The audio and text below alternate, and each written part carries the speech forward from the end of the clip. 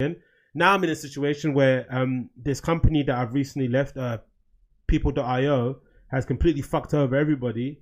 And now, you know, we all got let go in December. I joined the company in November, or the beginning of October, the end of October, sorry, the 30th, 31st of October. I worked there precisely maybe a month. I went on holiday for a couple of days at the end of November to Manchester.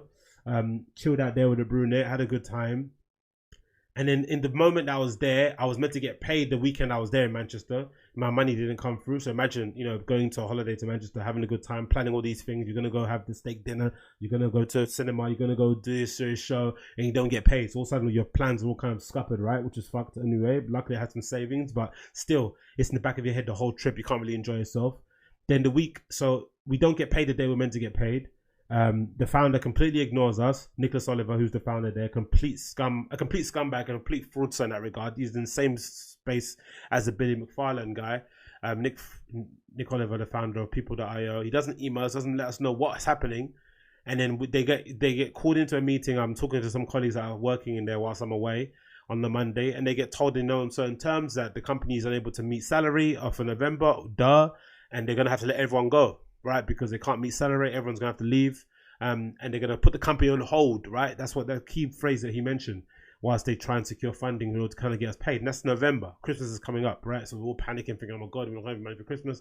But in the back of my mind, I'm thinking, "No way, he's not gonna fuck us over that deep, right? He's not gonna do that. He's gonna obviously pay us for Christmas, so we have money for Christmas at least." Obviously, the weeks transpire, and of course, we keep getting random emails, updates where he's saying that he needs to secure investment in order to make sure we get paid. And he kind of throws out this like veiled threat that if anyone speaks up or says anything in public, it's going to affect the investment and we won't be able to get paid. But another thing that he does, which is really a scumbag thing from Nicholas Oliver, is that he refuses to declare insolvency with the company. Because what happens if you declare insolvency as a startup, which the other company I work for did, what happens is that the employees can immediately go to the employment tribunal and claim the salary that they were not paid by the company, and then the employment tribunal obviously, you know, take it back from the company on their end. But obviously it's still a longer process, still a long process. It's not going to take not a short while, but it's still a good like gesture in order to kind of make sure all your employees get paid. But Nicholas Oliver refused to do that because under his false illusion, under his delusion, same in the Billy McFarlane way, right? It's completely delusional. He thinks he can still rescue it. When if you think about it and you take us out of the situation, imagine we haven't been paid for November, no one got paid in December and all that stuff, right? 2 months without getting paid, or maybe 3 months if you include October when I did get, or when it should have got notice and we didn't get notice. Take us out of the situation.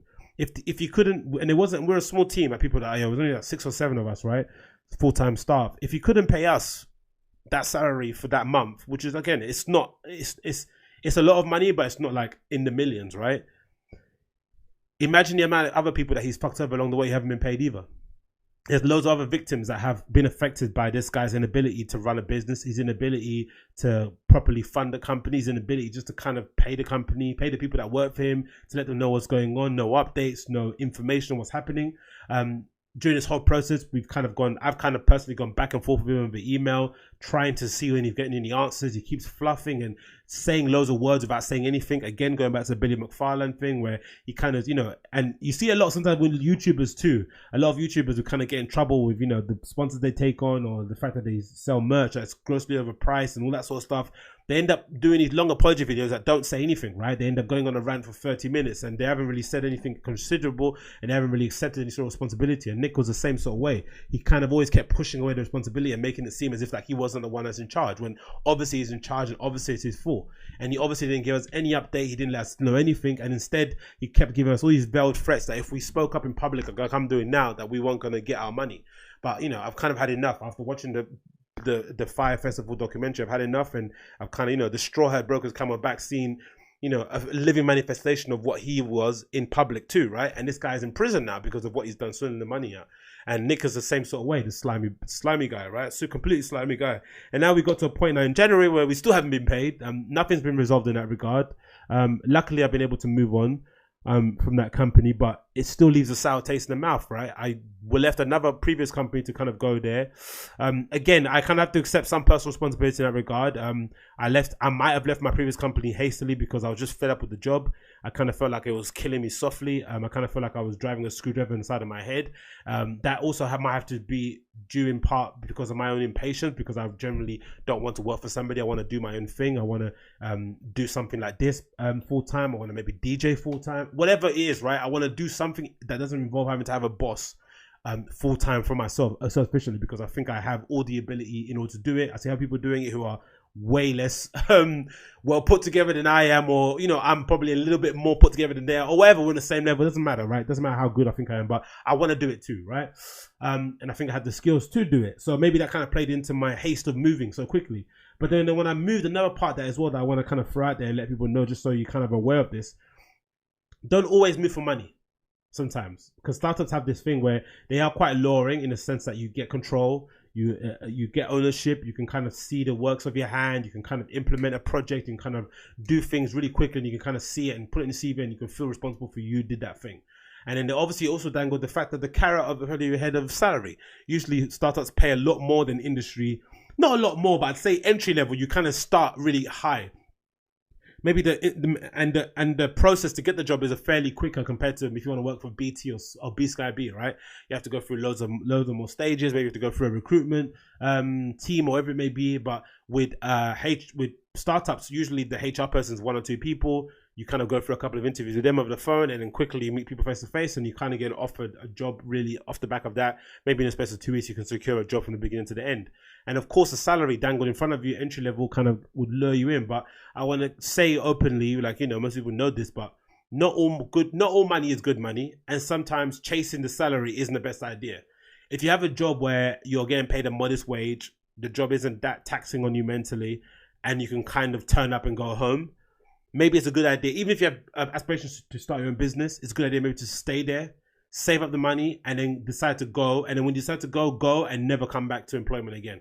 Rather than what I did, which was, you know, let me go somewhere else and get a bump in salary so I can save more, right? Which would then help me, my future businesses. But then what happened is I went to go get that bump in salary. Then the job ended up imploding after a month and a half or 2 months. And you know what I mean? And now I'm kind of back where I started than before. I don't mind it personally before, because again, I got humility and I accept my own kind of I can respect that maybe it was like 80% my fault in that respect, right? But I'm also kind of aware that some people are not like that, not wired that way, and it can kind of be a big dent to the ego and shit, that you're kind of suddenly back where you started again. But I don't mind that. I'm okay with it. I think, again, I have aspirations way bigger and way larger than where I'm working at, so I can kind of accept that I'm kind of earning my keep doing that job, right, and kind of proving my worth. And like I said before, how you do one thing is how you do everything, so I'm not taking that for granted. But I think in general, it needs to be said that don't always chase the salary, don't always chase the money, and don't be duped by charismatic leaders, leaders that get you, bosses that seem that they can be your friend, all that sort of stuff, because there's warning signs there. Because if they have to compensate, if they have to kind of overly compensate friendship and being warm and charismatic with you in the job, that probably means the actual job itself, the actual conditions of what you need to do in order to kind of do a good job aren't going to be great. Usually, that is usually my kind of experience I've had. The nicer the manager was, the shittier usually in comparison the job was. And the most indifferent the manager was, like, you know, just in general, the environment was, the better the job was, because then you were able to kind of extract your own value from it. You're able to kind of claim your own responsibility. You're kind of given a platform to kind of prove yourself amongst your peers, as opposed to, like, you know, gaining friends and gaining I don't know, points socially in a group of people that you work with because you drink the most or because you get drugs and shit. That isn't probably the good way to go about things, but I see that a lot in startups. So that's something I kind of want to just say openly. Nicholas Oliver from People.io is a fraudster and a shuckster. He hasn't paid any of his employees from People.io from October, November to December. We're all still waiting now for our pay. We haven't received no updates. We just got our P45 the other day, which has kind of been handy, of course, because I've been getting double tax and shit. But yeah, Nicholas Oliver is a fraud and a shuckster, and he's a lot like Billy McFarland. That's basically what I want to say out loud, so everyone knows. After watching the Fire Festival documentary, whew, it's good to get that off your chest, you know, be real for once, and get that out there. Because again, these are things I've only kind of, you know, again, I'm not the biggest social group person out there, so I don't necessarily tell this to everyone. And And again, it's not everyone's business, I guess, in that regard. But it's good to kind of get these things out there because, unfortunately, these people, these fraudsters like Nicholas Oliver and Billy McFarlane, the only way you can really hurt them is by publicly damage their reputation. No amount of emails, no amount of big caps locks, no amount of voicemails, no amount of texts left on their phone is ever gonna really get them to do anything or to answer for the wrongs that they've done to you. They're only going to respond once their reputation in public has been ruined, because that's the only thing they live for, right? Billy McFarlane, wanted to look the part on social media. He wanted to look the part on social, but his actual business didn't work. From that fucking credit card thing to everything else he did prior, it was all kind of, they looked good on paper, but they weren't actually functioning as businesses, which again, I think is going to implode. We're going to see it. Gary Vee's talked about it a few times. We're going to see this change happening. Like all these startups that happened, that popped up, the Airbnb of this, the Uber of that were just fucking absolute bullshit, right? They were able to secure funding somewhere or the other. They had 17 full-time staff when they only were in operation for like 3 months. They were going to go crashing down because they're not running a business that anyone wants.